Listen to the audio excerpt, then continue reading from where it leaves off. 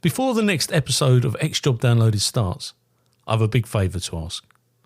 If you've enjoyed any of our episodes so far, please can you click on the follow button on your platform. I'm on Apple, Spotify, Google, Amazon and YouTube. It costs nothing to follow, but makes a real difference to me as a podcast producer. Thank you.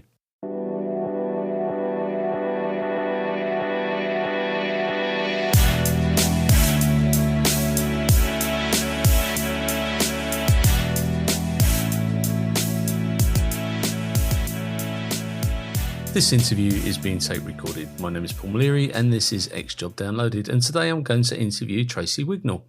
Now, Tracey is a former member of the military and a former police officer. So where did it all begin for Tracey? Well, I will say, first of all, Paul, you've had some really interesting guests on this podcast until now. So Behave. So I apologise, listener. So I am originally from Greater Manchester.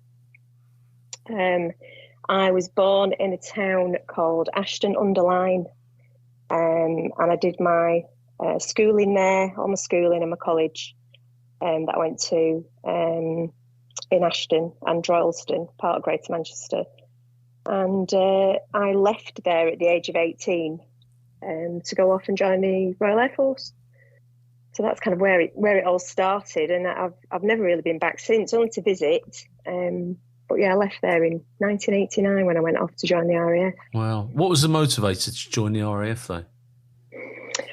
Well, you know, I've thought about this a lot, and I don't know where my influences came from at all, because I'm not from a military family. I'm not from a policing family. But from a very young age, I must have had this urge that was what I wanted to do. And when I was about 12, I went off down to the Air Training Corp in Ashton, which is down at the sixth form college. And I pestered them to allow me to join. And they said to me, well, for one, you're too young. I think you had to be 13. And I said, well, I'm not far off 13, so, you know, that's not an excuse. And then they said, well, we don't have facilities to have females here, so we can't have any females join yet. I said, well, how do we change that? Because I want to join. And they said, well, we haven't got any female members of staff. And there was a lady there, and I went, well, who's she? And they said, well, she's a volunteer that comes and she teaches first aid. She's with St John's Ambulance. I said, well, she's a female member of staff. Surely I can join.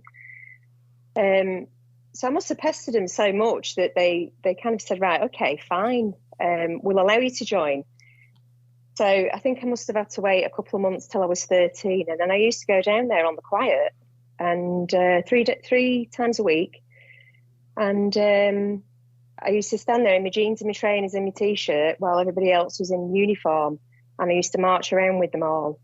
And I loved it, and you couldn't keep me away. And then when they officially were allowed to have girls, I think if they ever had like a spot inspection, they'd go and shove me in a cupboard or something and just get me out of the way. But I'm really surprised that they kind of let me do it. But I'm grateful that they did, because I absolutely loved it. So when they officially got girls, I was the first one to get my uniform. And you know, I said to my mum and dad, don't touch that. That's mine. Balled my shoes. I had a friend who was in the TA, so he got me some proper parade shoes. And I used to ball them, and I used to sort my uniform out and everything. I used to practically march down the road to the cadets 3 times a week. And I got to be a cadet sergeant. And then I don't know what year I left, but I think I probably was still there up to or around about 17, 18, which was when I then wanted to join the RAF. Now, at some point, I had contacted Greater Manchester Police, because I knew that I wanted to do military or police. And I contacted Greater Manchester Police and said, oh, well, I would like to join. I'm interested in joining, career in the police, blah, blah.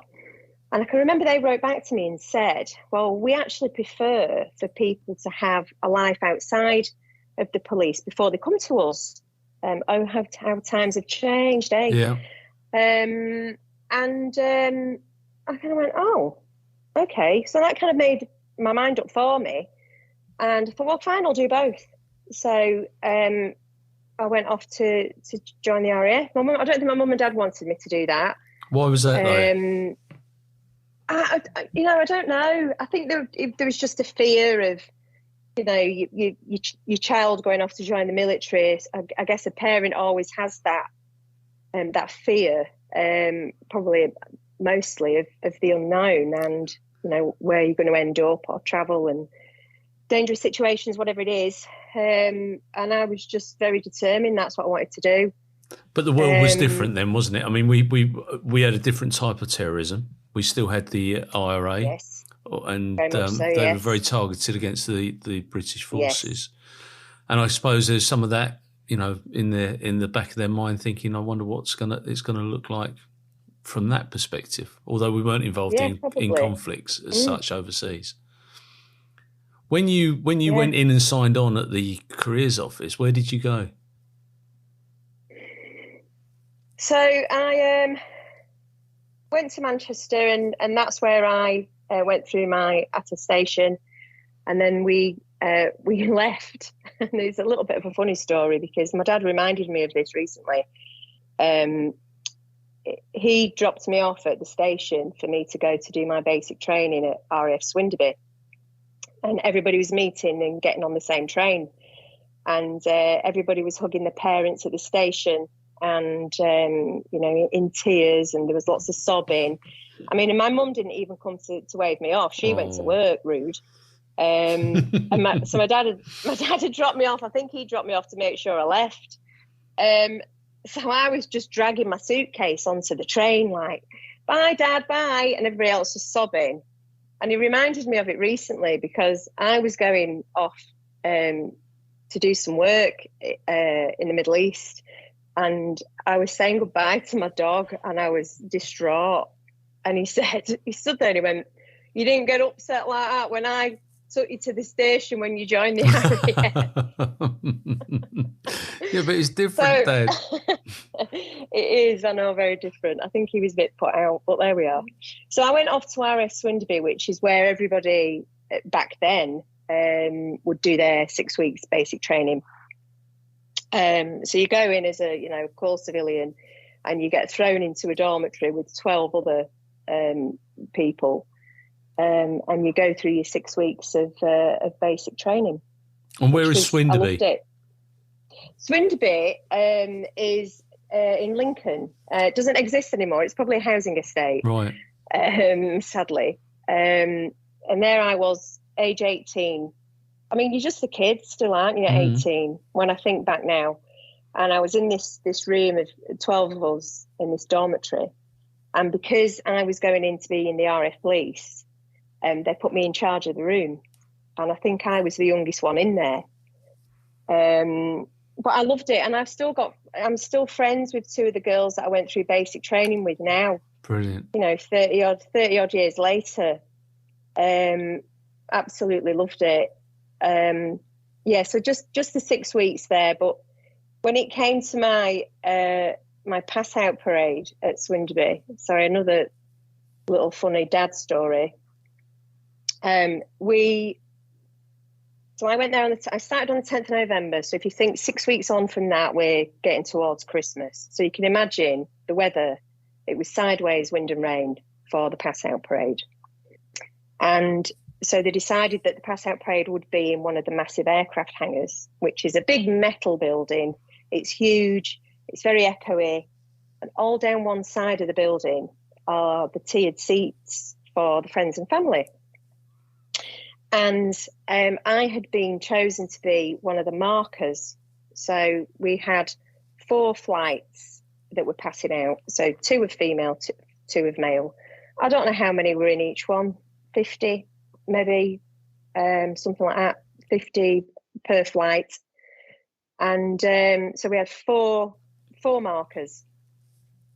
And the 4 of us were marched out before anybody else.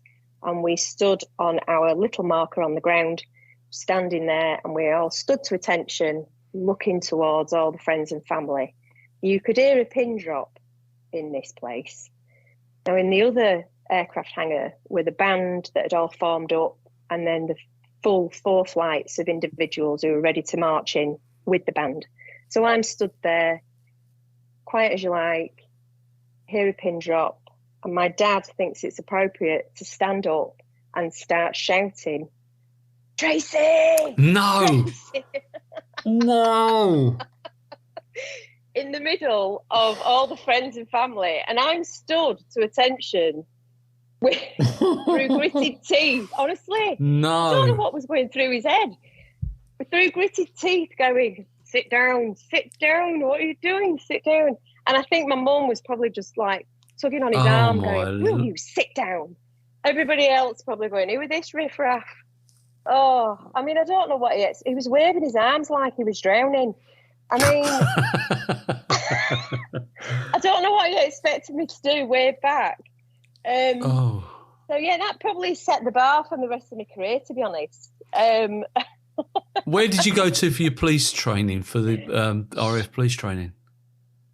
So I left Swinderby. I had a 2-week, I think it was 2-week course at RAF St Athan in South Wales, where you did your driving, where they threw you into a Land Rover, a really old Land Rover Defender, and made you do your driving test again in the middle of Cardiff on a Friday, which was fun. And from there I went to RAF Newton, which was the RAF Police School. And where is Newton? Which again that's near Nottingham, which again is probably a housing estate now.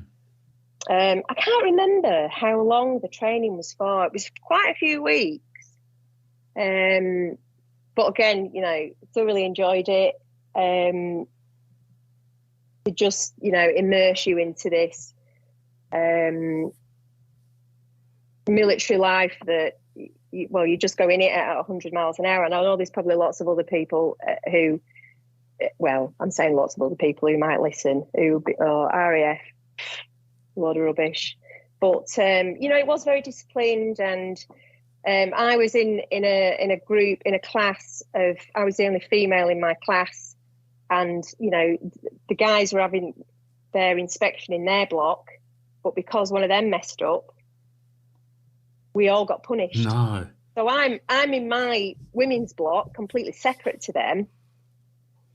They've had their room trashed because someone's made a right mess of it. And on the inspection, they've gone, right, that whole class.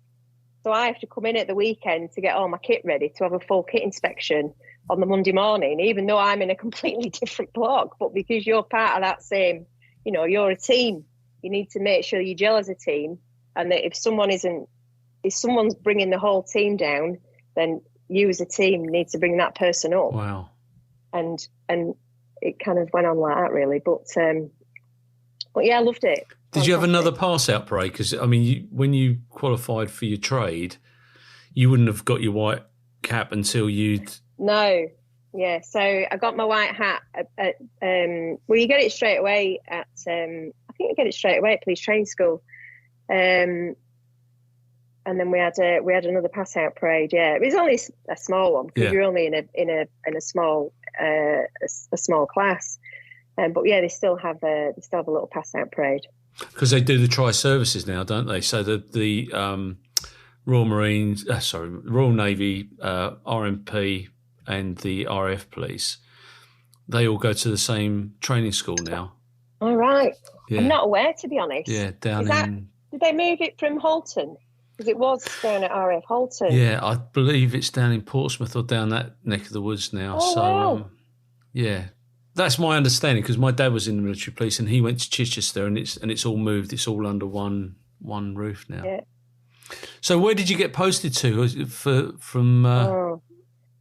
So you put your choices in, and I'd asked for RAF Scampton, Leaming, and Coningsby, which are all kind of Lincoln, northish sort of areas.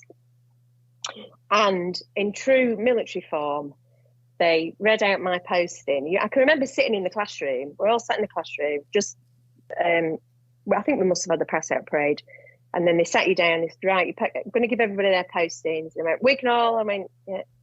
I went, RAF Manston. And I went, where's that? It's not one of my 3 choices. And he said, basically, head south, keep going till you just before France.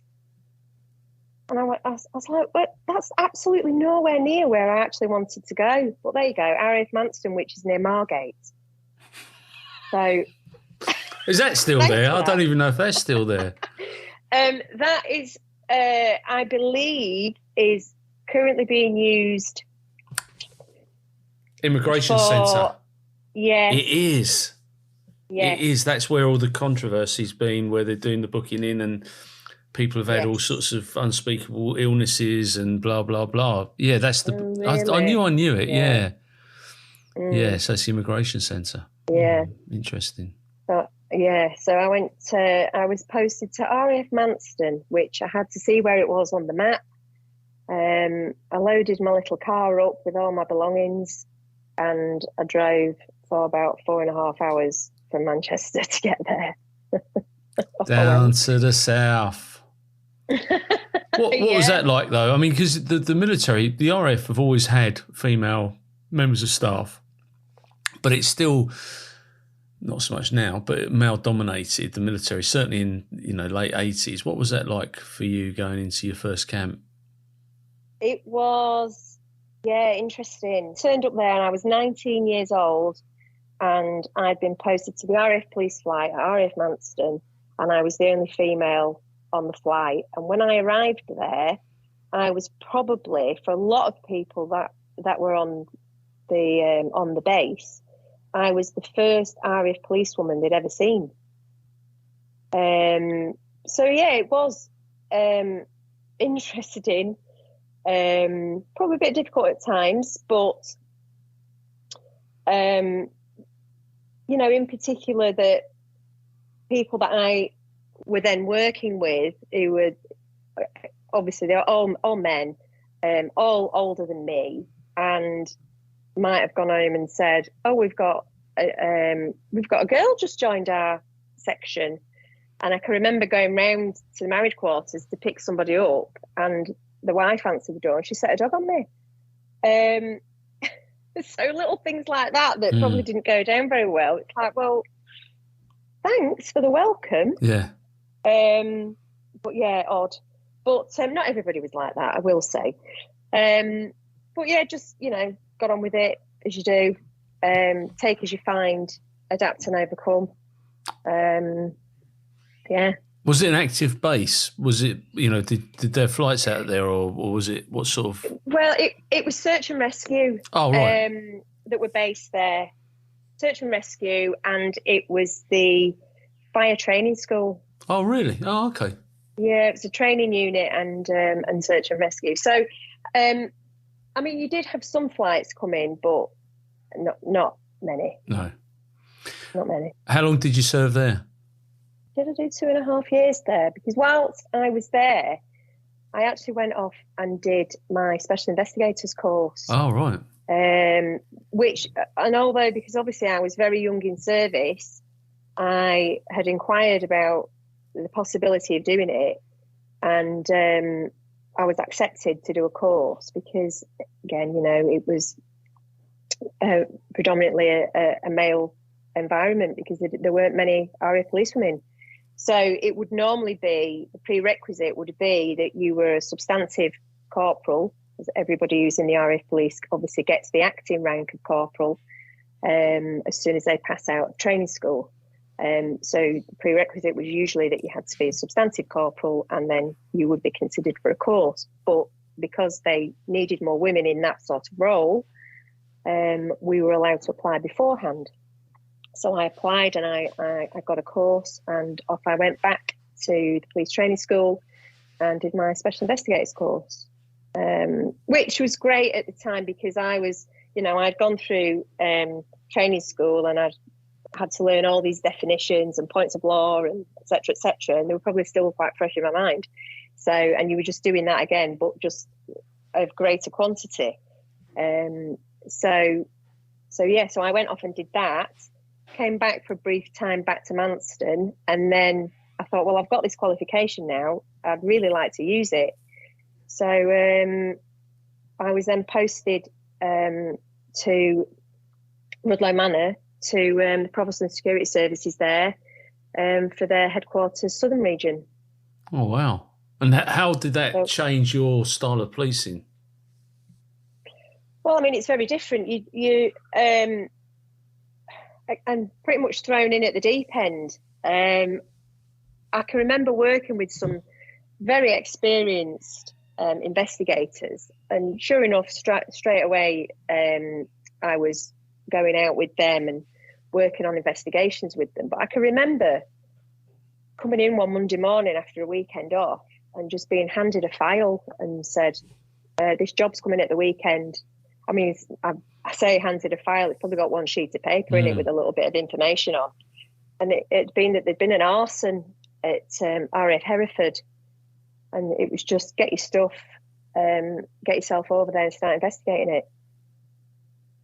And that's it. You know, and how old was I then? 21. Off you go. Go and investigate that on your own. So steep learning curve, but it's interesting. Very much so, yeah. Because the SIB, really interesting stuff. I mean, the guys went out to Belize when there was a murder of a young lad at one of the local brothels out there.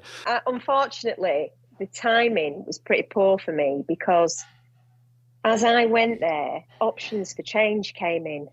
Right. And they were closing an awful lot of bases around the world.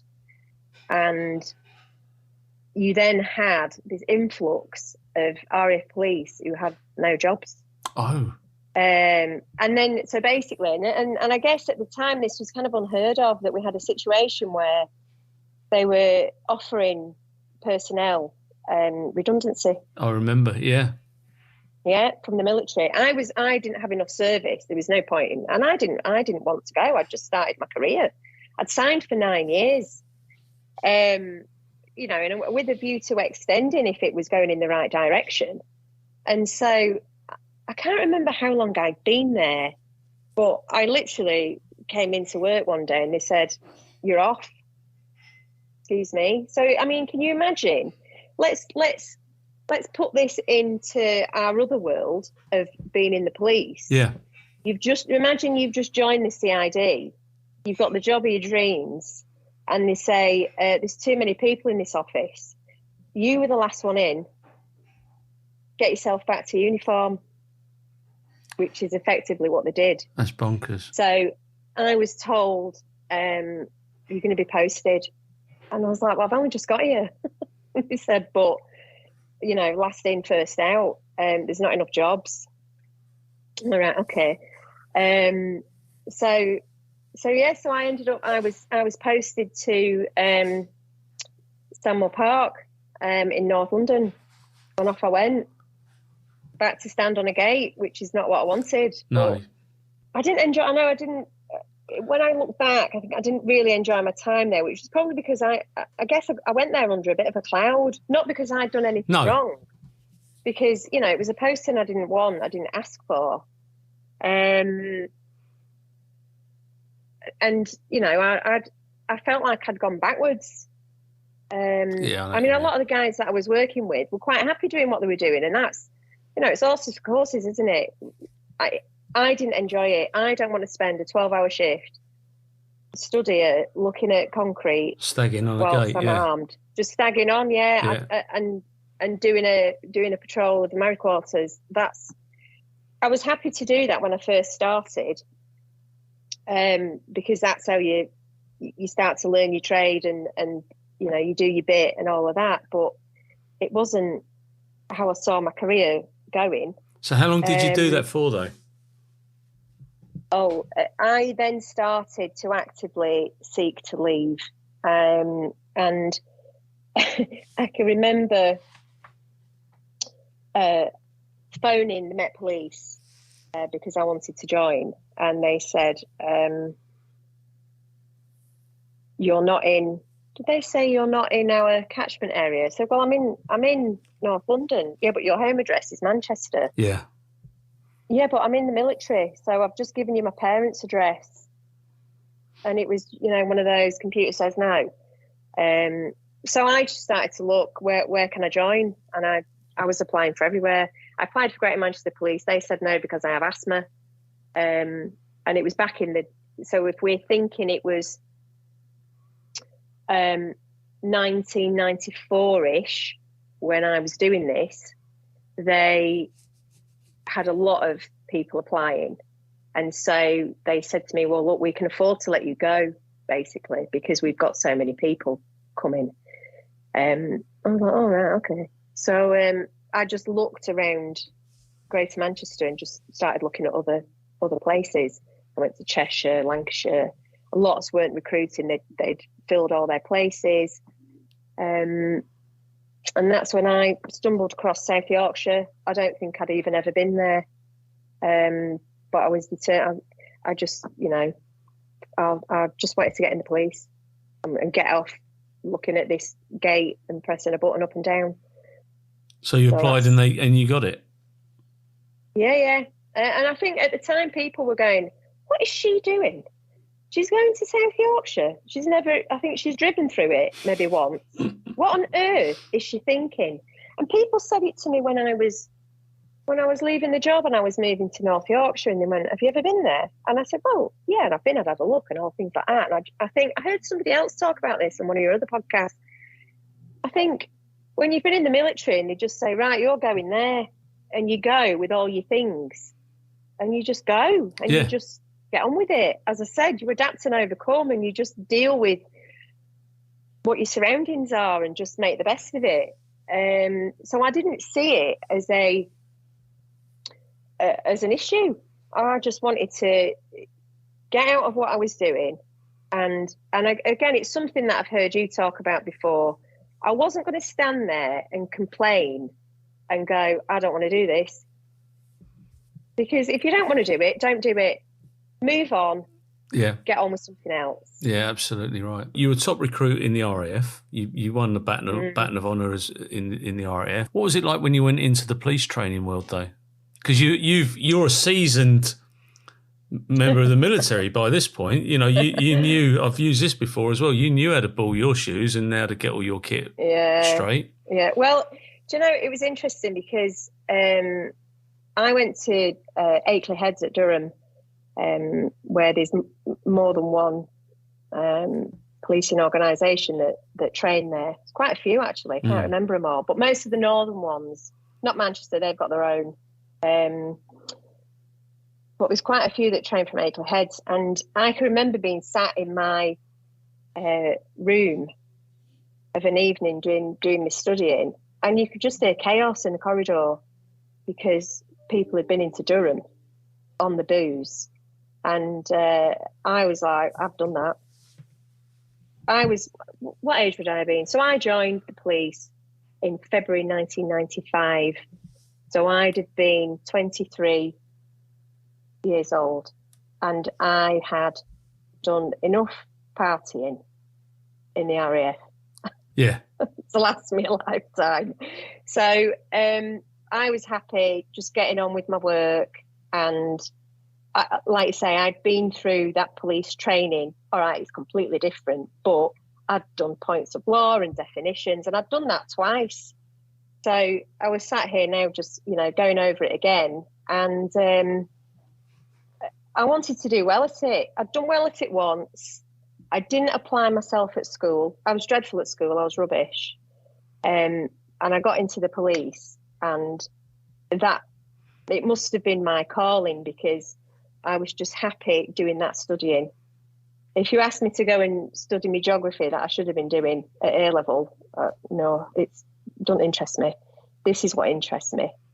So yeah, people were messing about, and that's up to them. If that's what you want to do, you crack on. But I was focused. What? Yeah. Well, yeah, I guess. But you knew the benefits you knew the benefits of, because I was a rubbish student at school. I was a rubbish student at Ashford. It was only in later life I decided to take some police exams, but you knew the benefits of actually doing well in the training situation. Yeah, well, I don't think that kind of dawned on me at the time. It was just that's what felt the right thing to do. And I think maybe it was because I didn't do well at school. I wanted, and I'd been recognised as having done this well before. I wanted to keep doing well at it. Does that make sense? Yeah, it does make perfect sense. So, yeah, it was just what I enjoyed. I just enjoyed it. And I wasn't doing it to try and be a show off or anything like that. I mean, it got embarrassing because you'd come into class in the morning and you'd all sit round in a horseshoe as you do. And then we had very strict instructors. And the instructor would come in and everybody would sit there looking terrified, thinking, what am I going to get asked? Straight away, we get a test. Just say, right. And he'd just point at somebody and go, criminal damage. And you'd have to say acting section and just come out with it. And everybody sat there going, oh no, it's pointing at me. What am I going to get asked? And if somebody got something wrong or they just went, started to, waffle. Gibberish, waffle used to come out. He wouldn't even look at me, just point. And I'd go, and then I'd obviously say the definition. And I bet they're all sat there going, oh, not her again. And then he'd get to my turn and he'd come out with something that we've not even studied. Something, obscure. And I'd know it. Like, oh, you're not doing yourself any favours here. Yeah, I don't know. Like I say, didn't apply myself at school at all. And then I was on it. So where did you get posted to when you finished? You've won the baton again, haven't you? Because, I mean, that's... Yeah. So you're top student again. I'll tell you what, there seems to be a theme here. And you... Yeah, but do you know what they gave me as a prize? Go on. A book token. Well, they gave me a dictionary. Oh, stop it. Which a lot of people who know me will probably laugh at that because they'll say she's never read it. They gave me this dictionary. It's massive. And I kind of looked at it. Why have you given me a dictionary? I mean, they gave me a little trophy on the day, which I had to then hand back in. I didn't even get a baton. How funny is that? It was a little silver trophy and I had to hand it back. And then they gave me a dictionary, which I thought was rude. You can use that to wedge your door open when you get promoted. Well, that was it, yeah. Where did you go to, I though? got my own office, sadly. Oh, did you? So, no, I was posted to Doncaster Town Centre. Donny. Yeah. Fantastic. What a place to go and learn your trade. Absolutely brilliant. Loved it. And if I could ever go back to a time in my life, it would be there. Oh, really? Why? Oh, it was probably like you. What I love about policing back then, so where are we talking now? We're talking August, September 1995.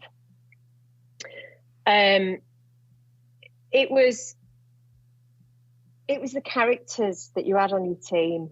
Yeah. I mean, I could probably name everybody that I was on that team with now. But I'd struggle to tell you who I worked with, 10 years ago. But going back to that team then, I could probably name them all. And I'm going to mention one name to you, who I worked with on that team, and that was Howard Webb. Howard Webb? The referee. No way. Yeah. Do you know what? I would love to interview Howard Webb. If you can get me near Howard Webb, I would love you forever. He is one of my sporting idols. I kid you not. Because he's a copper. He's a copper and he was everything that I aspired. He's brilliant. Howard Webb is an absolute legend. I love him. He's fantastic. And I can remember I got to my local training school. So not Akeley Hedge, you would then go away to your training school in South Yorkshire. And I think it might have even been within my first 2 weeks. And they said, oh, there's somebody from the team that you're going to here. And it was Howard. And I can remember standing in the corridor and talking to this tall lad, and I thought, oh, how lovely are you? You're really nice. Because he was a bit further ahead than me. Maybe he was coming towards the end of his probation when I was just starting mine.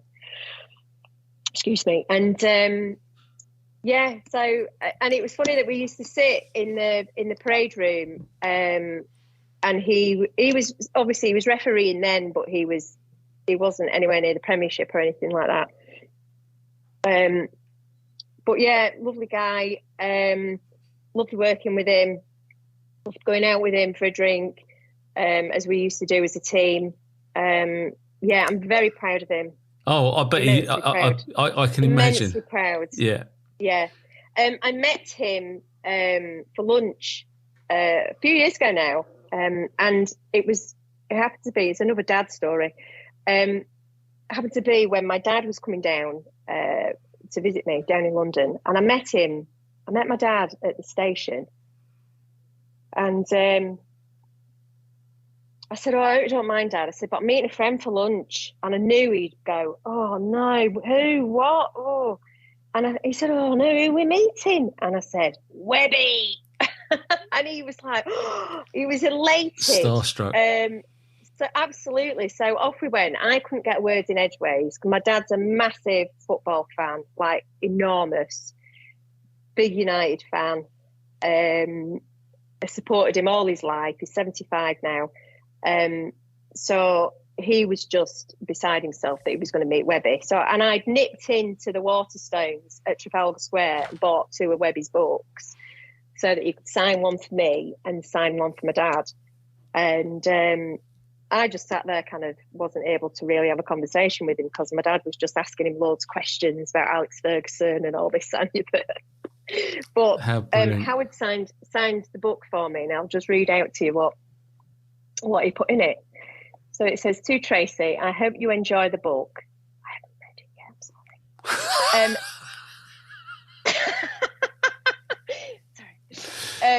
sorry. There are some amazing memories in it for me, but the best time of my working life was on Rota 1 in Donny with you. Thanks for making me a better copper, Howard. That is, do you know what? Isn't that lovely? That is absolutely, that's heartwarming, Tracey. That is absolutely. Yeah, it is. He's a consummate professional. Yeah, he is massively, massive. Do you know, I got that out yesterday to read that quote, and I got a bit emotional. Yeah, I bet you did. When I read it, he's a lovely, lovely guy.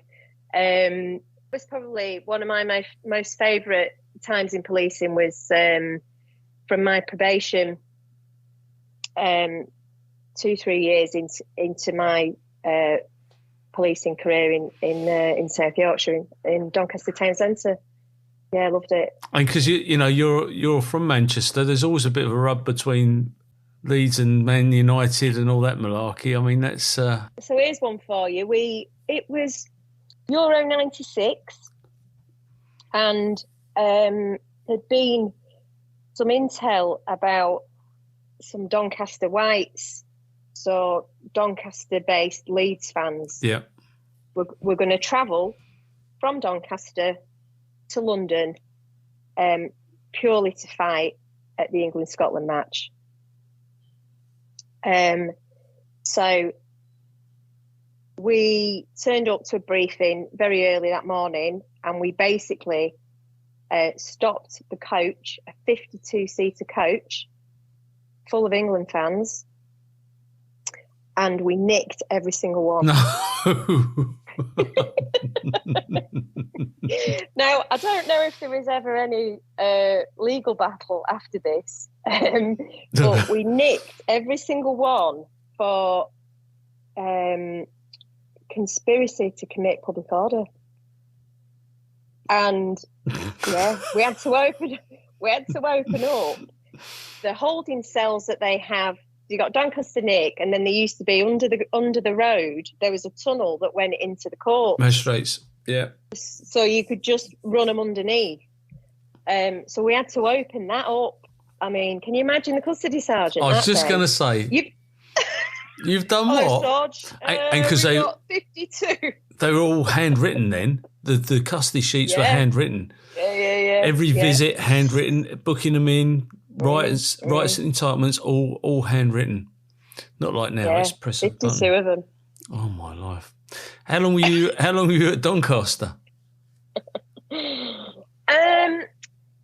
So I was there, how long was I there for? I got promoted in 2000. Did I get promoted in 2000? After only 5 years? My first 5 years, yeah. And I did a bit of all sorts while I was in Doncaster. So I did my core response team stuff, and then I went off and I did my trainee detective in the CID office next door to where all the response teams are. And then I did a little bit of tutoring. I had to go at that as well. So yeah, I did my first 5 years in Doncaster. I had a bit of a rough time while I was there as well, because unfortunately I had to deal with the death of my mother whilst I was there, which was a real impact on me, really. Yeah. But But you're still young. I assume your mother was quite young at that time as well. Then she was 48. Oh, crikey! When she died, and how old would I have been? I'd have been 28 when she died. Yeah, so it was a rough time going through it all, and basically I had to nurse her through her last weeks because she should have been in a hospice and they didn't get her in one in time. So yeah, it was a bit of a rough time. Yeah, I'll bet. When you finish at Doncaster, where do you go to from there? Well, I might have to give you a bit of backstory here. So, because my posting was a bit unusual. So I did my PC to Sergeant promotion board, and despite the fact that in the run up to it I'd had a really rough time, and it was really lucky that I actually was recommended for promotion, because I hadn't had a great year, and I think they probably looked at that and went, well, she's not really produced much this year, because I was a thief taker. I will admit to that. I'm quite happy to be arrogant about it and say, I loved going out, just razzing about and catching people and what locking them up. Yeah, absolutely. It's what I enjoyed doing. That's it. That's what I did. So, and my results had dropped and everything. I'd gone off the boil, and it's no surprise really with what I went through. But I managed to scrape the numbers together to get recommended for promotion. And I can remember having a conversation with the inspector who was running the tutor unit, and I said, all I need to do is get to that interview and I think I'll be fine. And he was like, right, yeah, no, I don't doubt it. So I managed to scrape through on my application. And I can remember doing a mock board. And when you have an out-of-body experience and people are asking you questions and stuff's coming out your mouth without you've even thought about it, and the person above is looking down going, what did you just say? What on earth are you talking about? Just stop. I made a right mess of it. My mock board was appalling. Right. I should have been sacked. Some of the stuff I came out with, it was, why is she even in the job? She's dreadful. I don't know what happened. You're like, oh no, catastrophe. And I went to my actual board, a uniform chief inspector on it, from Doncaster. There was a DI on there who I didn't know where he was from, and there was a chief superintendent from Sheffield. And because there was two boards running at the same time, the DCI from my nick was actually next door on another board, and he'd been harassing me when I'd finished my board. I'd gone back to work, and he was like, where are you going to be when you get your result? And I just kept going on about it. And I'm like, why has he got such an interest in my result all of a sudden? Anyway, long story short, they told me I'd passed. I was like, all right, brilliant. Yeah, but you didn't just pass. What do you mean I didn't just pass? You came top in the force. And I went, what? And, well, you could have knocked me over, blown me down with a feather. Especially having had such a poor mock attempt at it. And then I don't know what happened on that day. I have no idea what happened. But I just kept coming out with the right answers.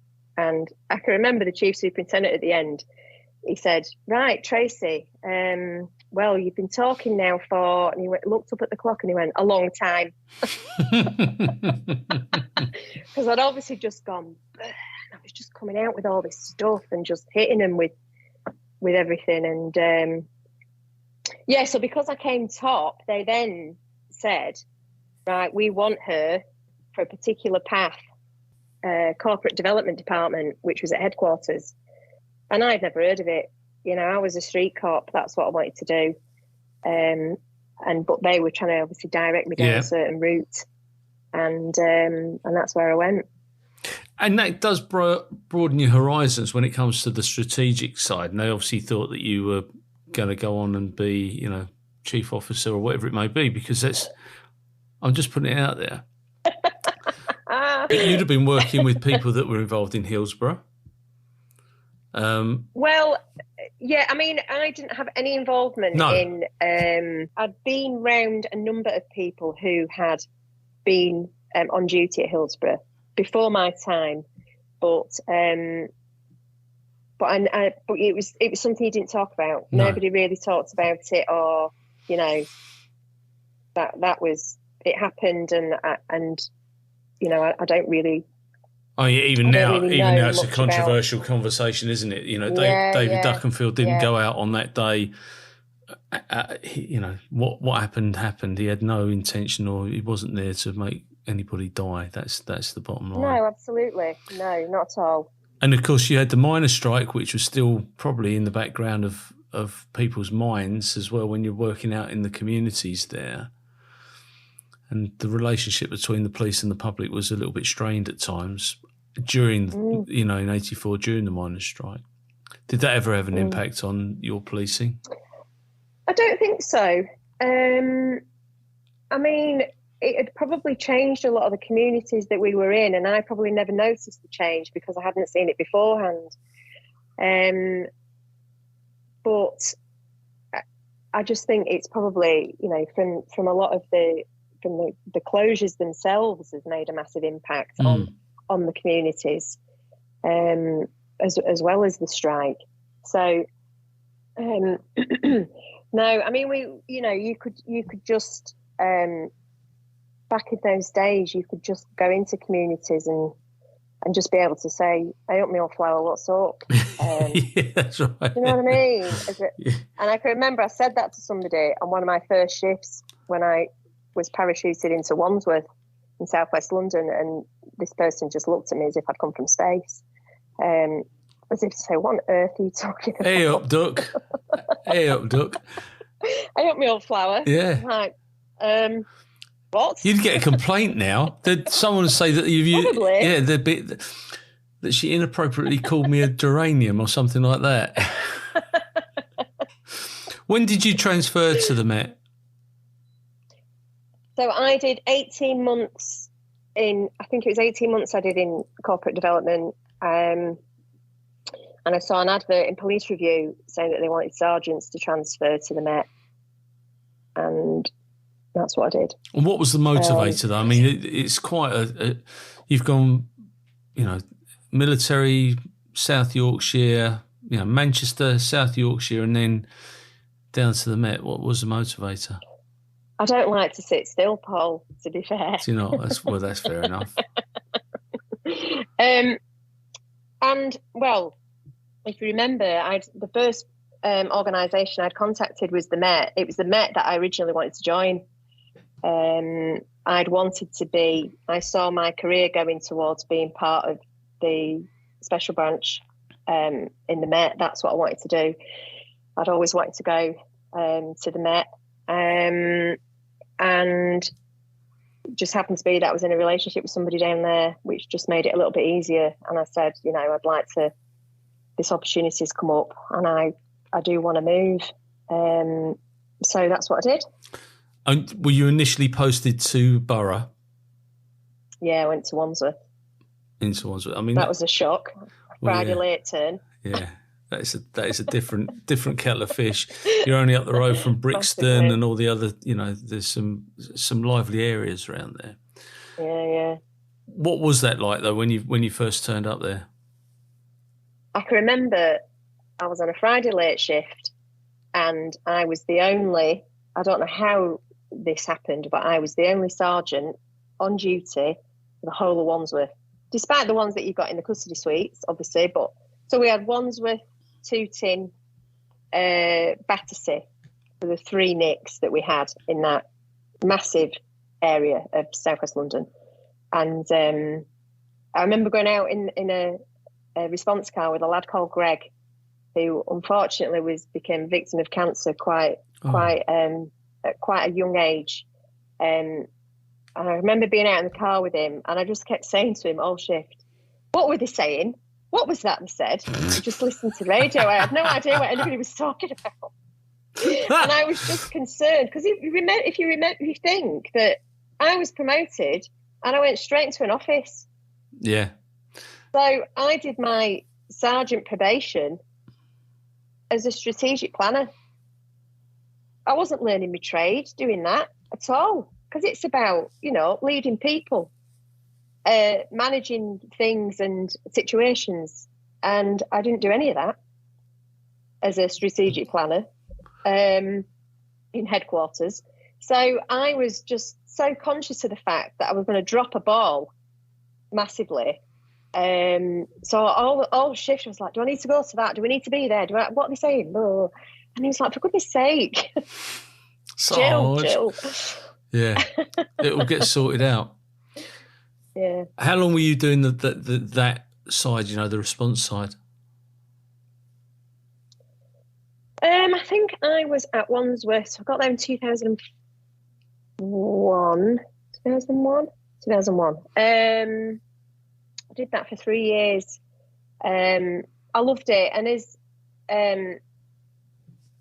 I was listening to Nick Inge on his interview with yourself, and he was saying a similar thing. You know, he'd got promoted, having been out of uniform, went into uniform, and you were a team. You all looked after each other. Yep. You supported one another, and that's exactly what happened. I needed them to help me, and occasionally they needed me to help them.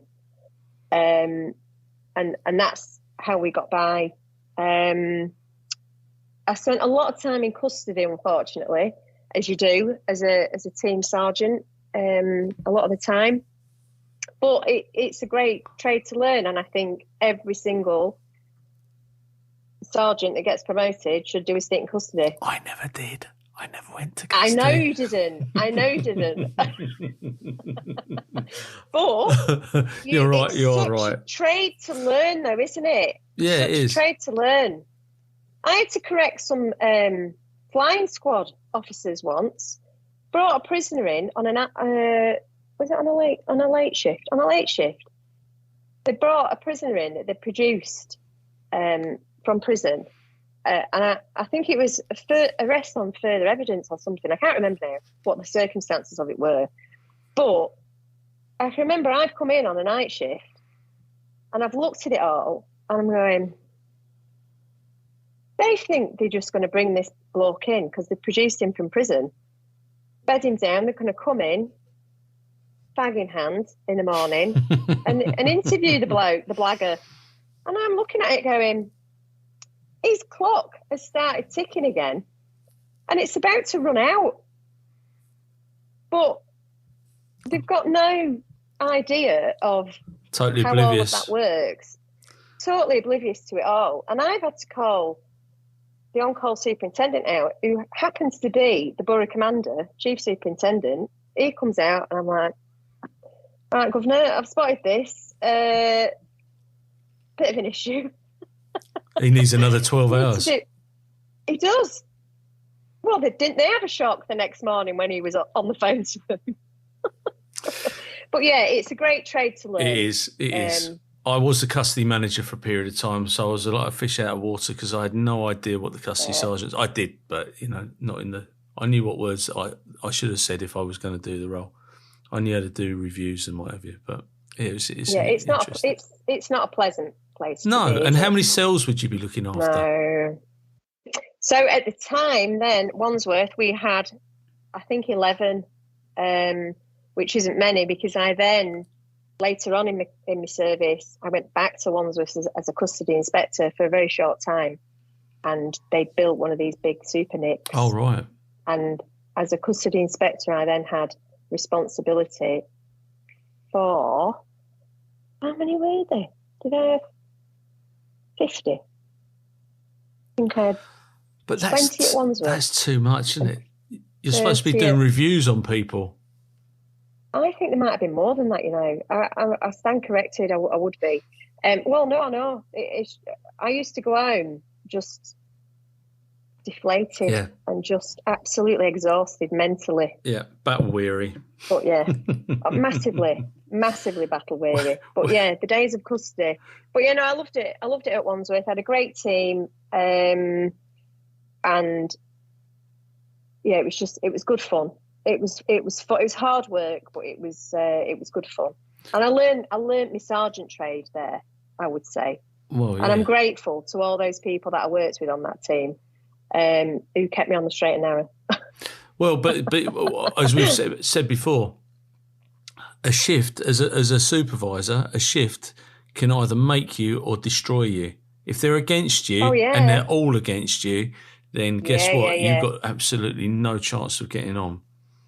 Yeah, I used to take it as a compliment if, they would come to me, like in the last hour. One of the lads came to me in the last hour of the shift on an early term. Sarge, you coming out? You coming out for the last hour? And I go, yeah, all right. So this lad's just passed his advanced driving course, so he's got the area car, so he's full of himself. Cock of the walk. It's like, right, come on. Oh, absolutely. So I can remember him, a lad called Dave, gets in the area car, and there's a probationer in the operator's seat called Richard. And we were driving down Putney High Street.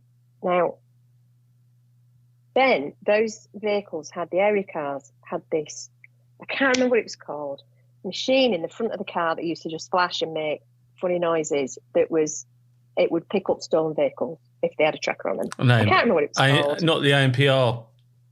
No, I'm going back some years. Oh, right. So it's like 2000 and where are we? 2002, 3, something like that, probably.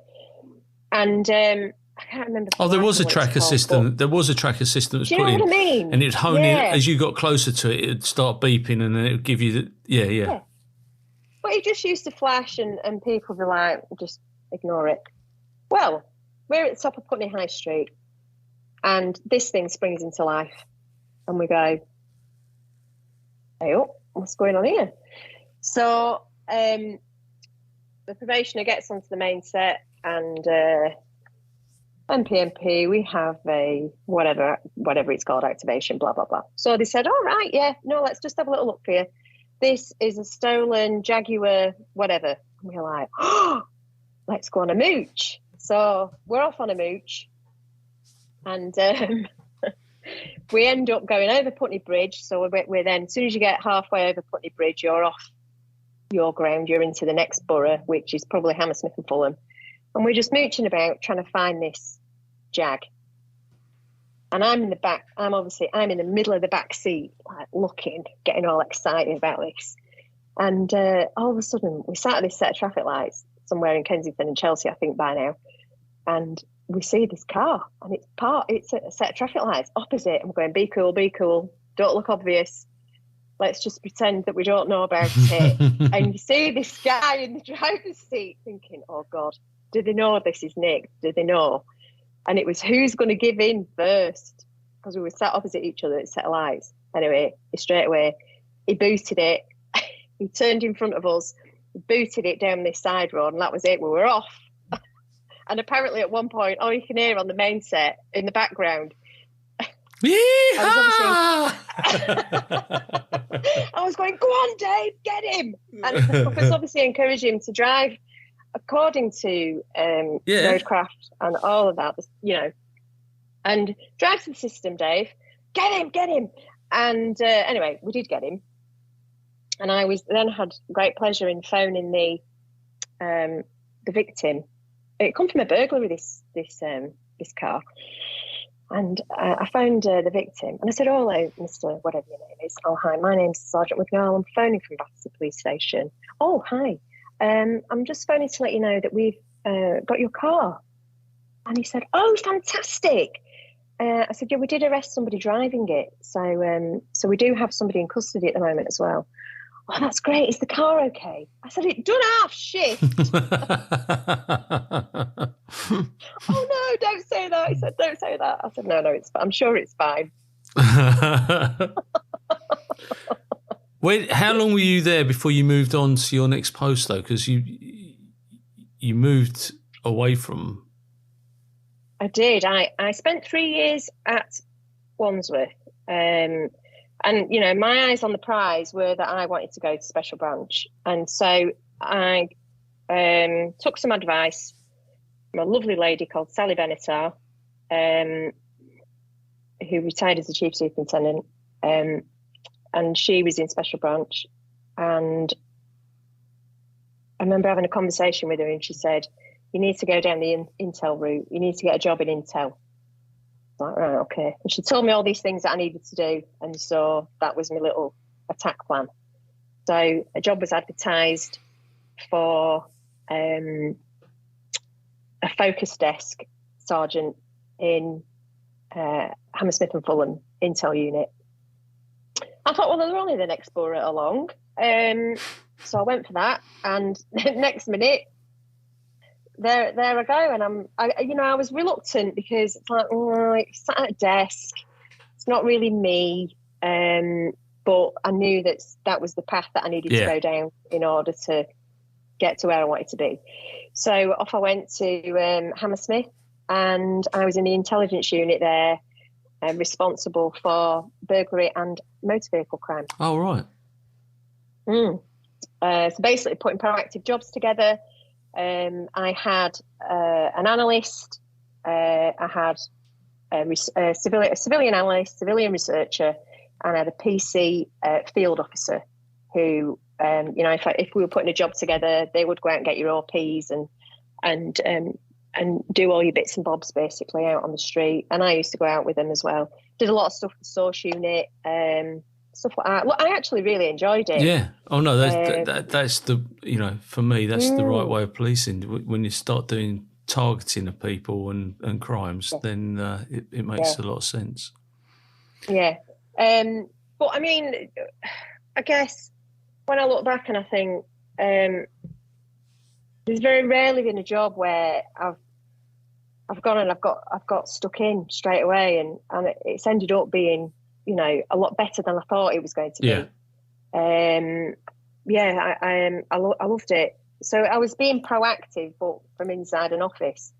But I used to go out on some of the jobs with them. If you used to get the TSG in, I'd make sure I'd be making sure I was doing the briefing or getting involved in some way, shape or form. So I did my little intel role there. And then where did you go, SO15 or was it Special Branch? And then thankfully my posting came through in February, and off I went. I just went by. I'd kind of left again under a bit of what year was that? I want to say February 2007, I think it was. Right. Yeah. So off I went to Counter-Terrorism Command. And what was that like? I mean, obviously you can't tell us state secrets, but what was that like working in counter-terrorism? Because obviously we'd had the 7/7 issues. So domestic extremism was where I was. Yeah, so I joined after I joined Special Branch. I joined SO15 after we'd had 7-7, and I thought, what year was the liquid bomb plot? Oh, I couldn't tell you. Just before that, I think. Anyway, I joined just after, and I was basically involved in covert operations for counter-terrorism. And the way that I would describe it is, a friend of mine described it as this in the past, which is, if you were putting a theatre production together and you've got all the actors on, they're separate, they're the surveillance team, if you like, all the actors. And the unit I was on was there to make sure that all the equipment was there, that the lights and the cameras were all where they needed to be and running. And, if any props needed moving, we would do all of that. And so we would basically get the production ready for the actors. Gotcha. So, so that's basically what we did. And if people say to me now, what sort of jobs were there and all this, that, and the other, and I say, go on YouTube and look at the liquid bomb plot. So, massive operation. I'm pretty sure it's one of the largest surveillance operations that the UK's ever had. Obviously I wasn't involved in that operation, and everything that we did was kind of similar, but not as big on a larger scale. So, but it was the sort of policing that I loved. You were dealing with really, really, really bad people. And as we used to joke and say, doing important work for the government. Loved it. Sexy policing. Fantastic. Oh, yeah. And massively. How long did you do that for? I left SO15 in April 2012. For 5 years. Just before the Olympics? Yes, I left just before the Olympics. And where were you based? Because, there's a number of different areas, but where were you based at that time? What, with 15? SO15. We used to work out of Tintagel House, which they've left there now. But Tintagel House. In Vauxhall? Yeah, Albert Embankment. Yeah. A lot of people knew Tintagel as where DPS used to work out of, and if you were in trouble, you used to go and have a day out down the end, because that's where the tribunal's room was, down the end of the corridor. We moved further up to Vauxhall, and we worked out of there. And it's probably the easiest journey to work that I ever had, because I could just jump on the train. I retired in March 21. Do you miss it? I miss the clowns. I don't miss the circus. And I thought I would miss it more, because I'm very proud of my service. And it doesn't bother me to say that. I could probably say I wish I'd done more, but we probably do, but of course you're retiring. COVID had a massive impact on policing. All those. It had massive impacts on life, full stop, but had a huge impact on policing, because we're enforcing rules and laws and all the other stuff that goes with it, the daily briefings that police officers would have got. Were you still on CT at that time? What, during COVID? Yeah. No, I'd got promoted and I'd moved to royalty. Oh, gone to RAF? I went to royalty and specialist protection. Yeah. And what side of the royalty were you on? CP?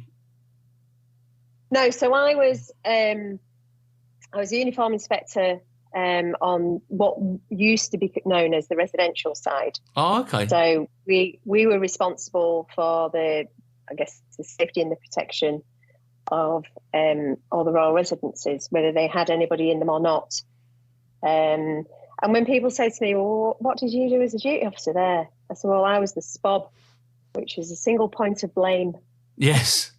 Because as soon as anything goes wrong, and it could be anything, absolutely anything, the first question they would say was, "Who's the duty officer?" Every time, "Who's the duty officer?" And a lot of people would joke and say, "Oh, that's when you took early retirement." And you know, I remember having a conversation with a lad who was on my team at Windsor, a lad called Matt, who'd done a lot of territorial support group stuff. Yeah. And he said, "Oh, where were you before here?" I said, "Well, directly before here, I spent a short time as a custody inspector at Brixton and Wandsworth." And he went, "Oh, boss, you've earned this." You've earned this. But you've got a very exacting audience when you're dealing with the royals or anything to do with the royals. Yeah. They want their... Her Majesty didn't want to see the police, but the police had to be there. And I know that you know we've got some mutual friends that have worked within the palaces, and it's quite a difficult role to try and keep everybody happy. And I mean, I know that some senior commanders found it particularly difficult when they banned the Christmas puddings from being given out to the staff. Oh. Yeah, but, you know, I got it and I understood why that order came out, but yeah, it didn't make them the most popular person. It used to crack me up every year that there was a chief inspector involved in charge of handing out Christmas puddings. Yeah. Because there'd just be a fight over him. Well, why has he got one and I haven't? That's not fair. Yeah, no, absolutely. I've still got one that I haven't eaten. It's in my cupboard. Oh, that'll be worth a few quid on eBay in a few years' time. Did you get assigned to any of the royals themselves, or were you just doing all the residential? No. So I was based at Windsor predominantly, but there were occasions that we would go in central London, and we might, because of if everybody was up in Scotland and there were no royals in any of the residences anywhere, and we were basically just kind of caretakers for an empty building per se, then I'd have responsibility for Kensington, St James's, Buckingham Palace and Windsor. Nice. And I'd do it from London and just do the rounds over a 12-hour shift. Because I find that really strange that Windsor, that you had primacy at Windsor, but that's actually in the Thames Valley area. Yeah. So the external of the perimeter is policed by Thames Valley, and inside is policed by the Met. Well, I never. Which is very similar to when we go to Scotland. Right. So I had many opportunities to go up to Balmoral, which I absolutely loved. Loved it up there, fantastic. And again, we were responsible for whatever went on inside and the outside. We worked very closely with Police Scotland. It was their operation. Yeah, and I remember last time I went, so that would have been August 2020. So COVID times, maybe. Yeah. In and out of tears and whatever else we were in by then. There wasn't a time in my 2 weeks. I had every single major royal, every single one was there at some point, all overlapping. But that must have been fascinating because I mean, I love the royal family. I'm a real royalist, make no mistake about that. And I absolutely. What was that like when you're seeing the Queen and the Duke of Edinburgh and the King now, Prince Charles, up close and being that, you know, that intrinsically linked with them? Well, just immensely proud. For me, so it was such a fantastic opportunity. I mean, at first I used to just pinch myself and laugh. But I used to walk out from the little police building, and you walk out through the car park and go you come out through the bushes, and you're near the South Lawn at the back of Windsor Castle. And I just used to go, you know, a few months ago I was in Brixton Custody Suite. Yeah, arguing with somebody who's got a meth habit or yeah, exactly. And now here I am, and I'm going, this is mad. And then whenever the Queen would go in or out, generally the duty officer would be there to salute her out the gate, in or out. And that was just, I don't know, but a lot of people would think it's not really anything, but for me, it's such an honour. Such an honour. Yeah, loved it. Absolutely loved it. Did you play golf there? I don't play golf. Oh, I've played golf up there a few times. It's not the best course in the world. I've had a mooch around on the golf course for security reasons, but other than that, I've not had any involvement in it. Yeah, no, I've played up there, and it's not the best golf course in the world, but it's only a little one. Probably the most exclusive. You can't just walk on there. You got a good view of the back of the palace. Oh yeah, and that's where they had the concert. I think castle rather. I couldn't believe it when the concert was on there. I was like, oh, good grief. I'm not sure the Queen would have allowed that. No, what a logistical nightmare that would have been as well. I know, yeah, very much so. I think majority of that was Thames Valley Police Fit, from what I believe. But yeah, no, I loved it at Windsor, and again, you know, as part of my role, I used to go and check alarms and mooch about the castle. Obviously, when there was nobody in residence, and I've been in every room in there. Amazing. So, if you had your chance to do it all again, though, would you? What, all of it? Yeah. Or any particular part? Yeah, I mean, what part would you do again? Well, there's very few elements of my policing career that I've disliked. Don't get me wrong, there's been some downs where you feel like you're pushing treacle uphill, from a personal point of view as well as a professional one, in that you're having to fight people having a go at you personally whilst you're at work, which is never nice. And I've had situations like that which have been a real downer. But little things in my career, like walking back from a meeting in uniform when I was at Richmond, and this old guy waved at me from across the road, and the pedestrian crossing wasn't working, and he wanted me to help him across the road. Aww. And I was like, oh, yes! I remember the public in distress. I was like, everybody stop. I'm here. Pathetic. But just the way he looked and went, oh, she'll help me. You know, it's pathetic, isn't it?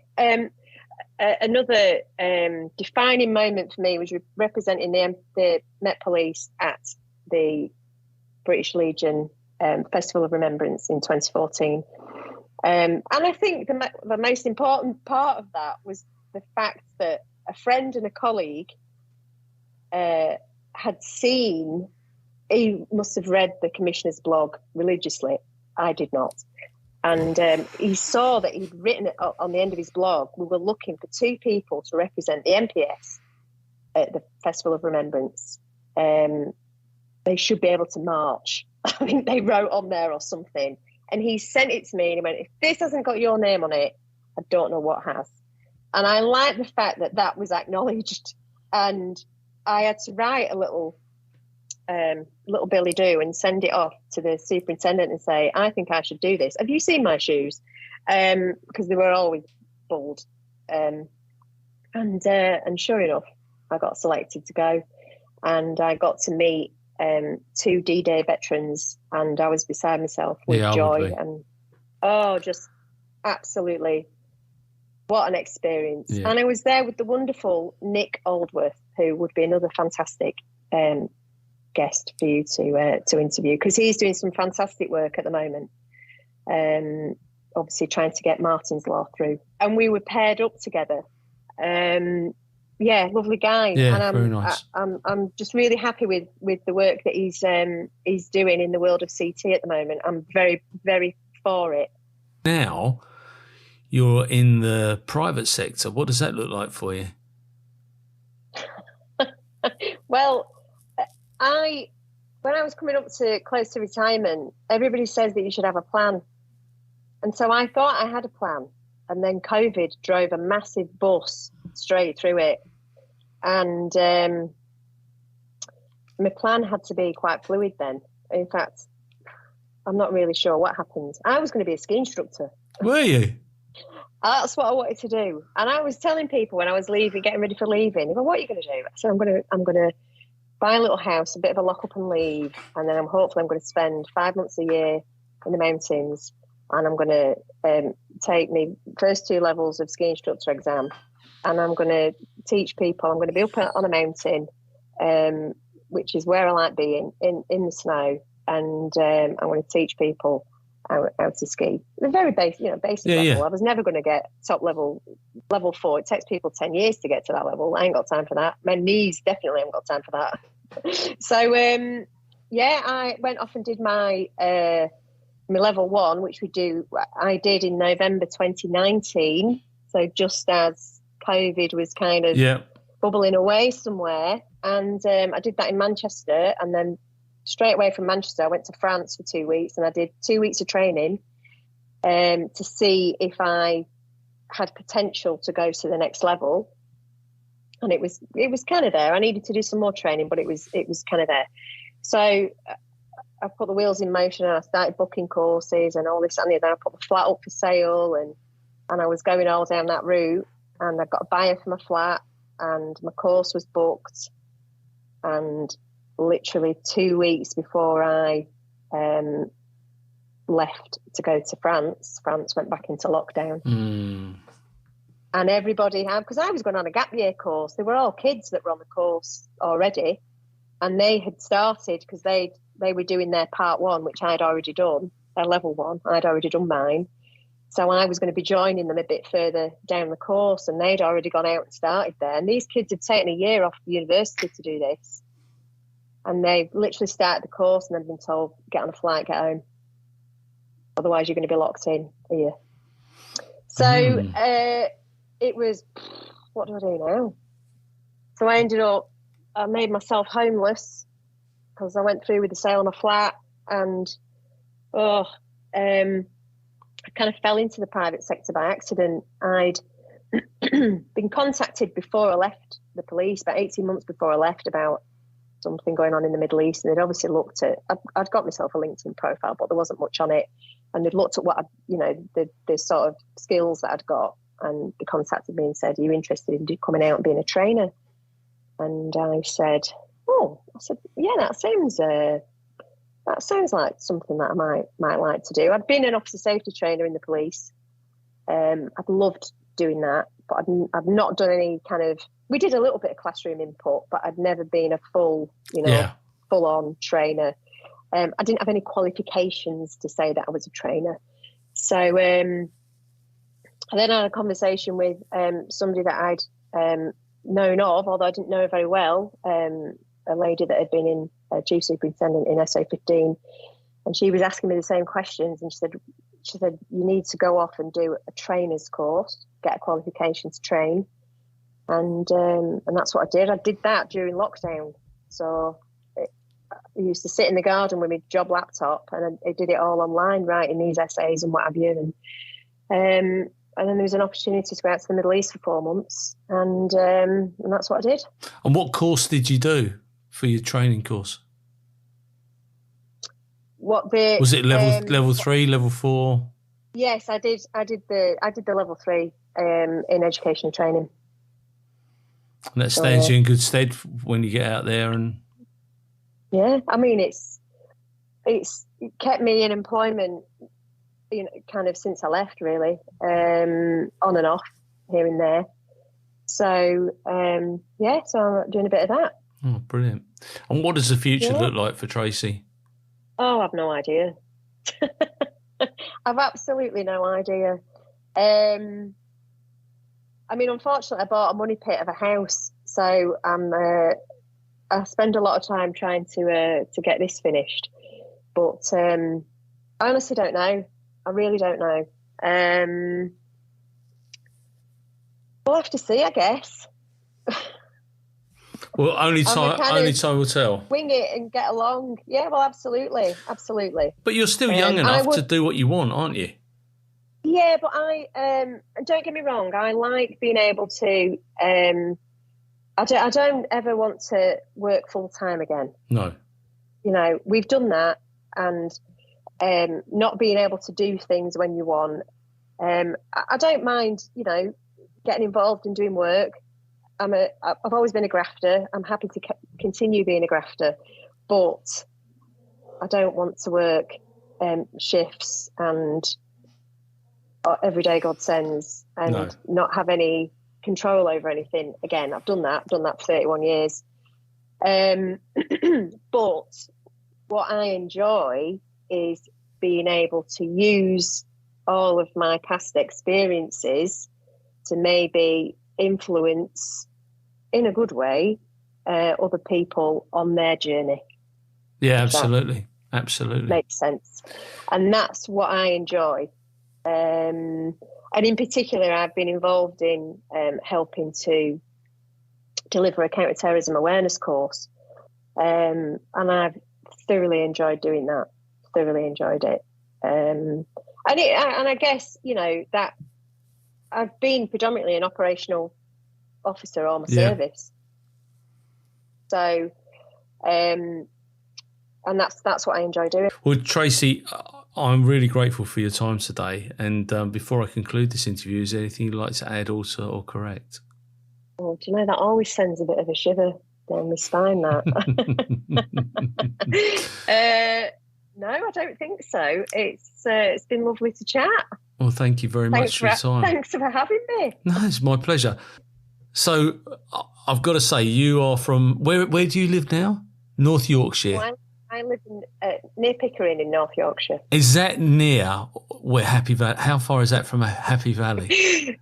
Happy Valley is based in and around West Yorkshire. I Halifax. love that programme. I love it. That is, I don't watch police programmes. But I watched that, and I absolutely, she is such, Sarah Lancaster, what an actress, and the part that she played. And if I worked on a team and I had sergeants like that working with me, I know that the world would be safe. Yeah. I absolutely know it. Absolutely. There's a lot of them that like her about. I'm sure there are. And that's you, though, isn't it? That's you. You are that person. So, I used her character face as my profile picture on my Facebook account once, and that was it, just as a bit of a joke. And everybody was like, "No, I knew it." And when Series 3 came on, I did get some messages from people saying, "You're back on telly." And I take that as a massive compliment. Oh, yeah. Massive compliment. I mean, I hope it's because, I'm gritty and I get on with it, as opposed to they think I look really knackered. If you're listening to this, Sarah, we don't think that you look knackered. All right, we don't think. She's supposed to. She's supposed to look haggard. Well, in that program, but it is a tough job. It is. She's a worn out skipper coming towards the end of her service, and she's grafted, the lass, hasn't she? So she's bound to look a bit tired, like she needs a little lie down. Nobody likes somebody like the chap that she killed, or that got. No, sorry, I'll rephrase that. Yeah. Nobody likes the type of chap who was the centre figure in the show, yeah. And everybody that watched Tommy, rock on, Tommy. Yeah. Everybody was behind her. Everything that she did, every twist and turn, every part of that program. If you watched it, you loved it. You couldn't. It was addictive. And absolutely, and the build up to it, to that final episode, was immense. And I remember somebody put something on social media, and it was, giving you little snippets of the final episode. And there was all this, people trying to predict what was going to happen. And I was genuinely concerned for her. I know. I was genuinely concerned. I know. And I actually wrote a comment and I said, I'm telling you now, if something happens to Catherine, we ride at dawn, we're off, we're going. I know. I was not happy about it. But yeah, as she said at the end, we've had another bit of a tussle. I won, obviously. I may have singed one of your crochet blankets. Yeah. What a legend. Absolutely love her. Yeah, no, fantastic brilliant. Character. And I'm sure that there are copies out there like that. Oh, there are. And I applaud them. Yeah, I applaud them. Yeah, I just hope that their enthusiasm isn't stifled by somebody who doesn't actually get the way that people should be policed. But anyway. Yeah. Thank you so much for your time today. I have thoroughly enjoyed our pleasure. conversation, and I will speak to you when you're older. You're only as young as you are now. Indeed. Take care. Cheers, Paul. Be good. Speak soon, and be safe out in Jordan. Yeah. It's cool out there. It's all right. And don't cry too much when you leave the dog behind. I know. I'm the same. Heart on my sleeve. So that's how we are. Speak to you soon. Thanks. Take care. Thanks. Take care. Bye-bye. Bye-bye.